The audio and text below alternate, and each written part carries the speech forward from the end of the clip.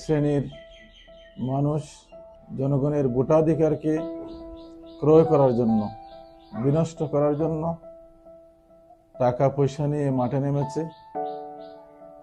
মানুষের ভোট ক্রয় করার জন্য বিভিন্ন জায়গাতে তারা টাকা বিলি করছে বলে আমাদের কাছে সংবাদ আসছে।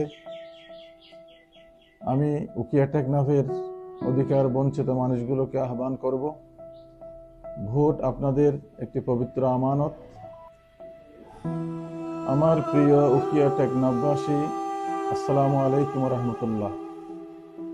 মহান আল্লাহ তাআলার দরবারে শুকরিয়া জানাচ্ছি।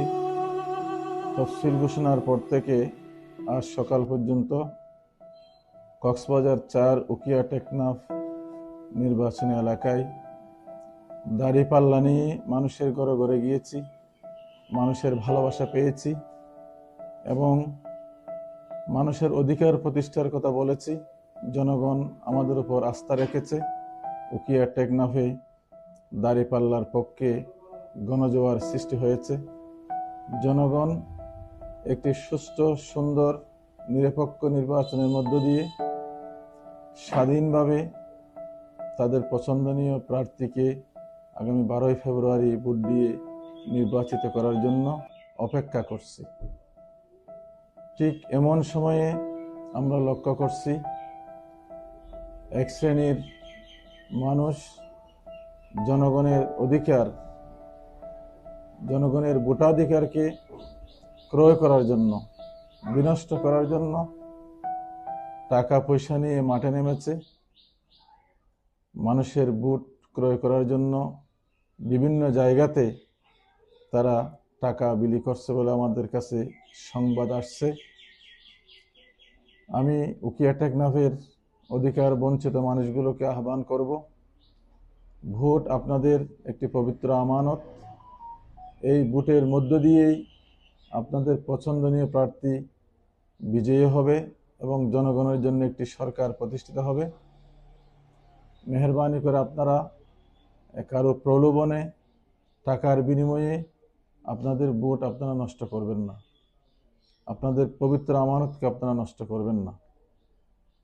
একই সাথে আমি নির্বাচন কমিশন সহ আইন শৃঙ্খলা দায়িত্বে যারা রয়েছেন সকলের প্রতি আমার আহ্বান, আসন্ন নির্বাচনকে সুষ্ঠু, সুন্দর এবং নিরপেক্ষভাবে উপহার দেওয়ার জন্য, প্রত্যেকের জন্য লেভেল প্লেয়িং ফিল্ড তৈরি করার জন্য, সমান সুযোগ সৃষ্টি করার জন্য আপনারা যারা কালো টাকা নিয়ে মাঠে নেমেছে, টাকার বিনিময়ে ভোটাধিকার হরণ করার চেষ্টা করছে, আপনারা তাদের বিরুদ্ধে দ্রুত ব্যবস্থা গ্রহণ করুন।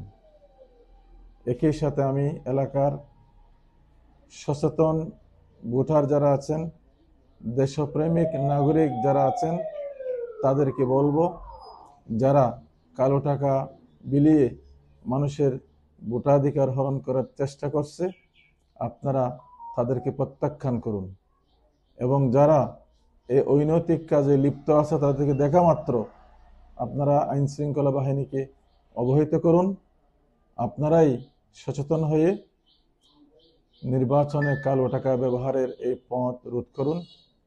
আমি এখনো আশাবাদী উকিয়া টেকনাফের মানুষ 12 তারিখের নির্বাচনে ভয়হীনভাবে, নির্বিঘ্নে তাদের ভোটাধিকার প্রয়োগ করে তাদের পছন্দনীয় প্রার্থীকে তারা বিজয়ী করবে। একটি সুষ্ঠু, সুন্দর, নিরপেক্ষ নির্বাচনের মধ্য দিয়ে পরিবর্তনের যে স্বপ্ন মানুষ দেখছে, ইনশাআল্লাহ উকিয়া টেকনাফ সহ সারা বাংলাদেশে সেই পরিবর্তন আসবে।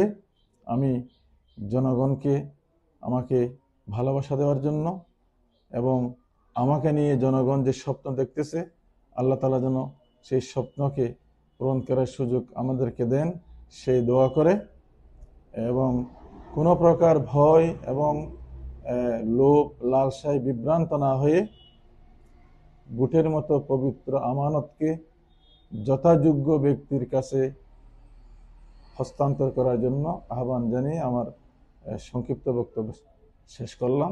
আসসালামু আলাইকুম রহমতুল্লাহ।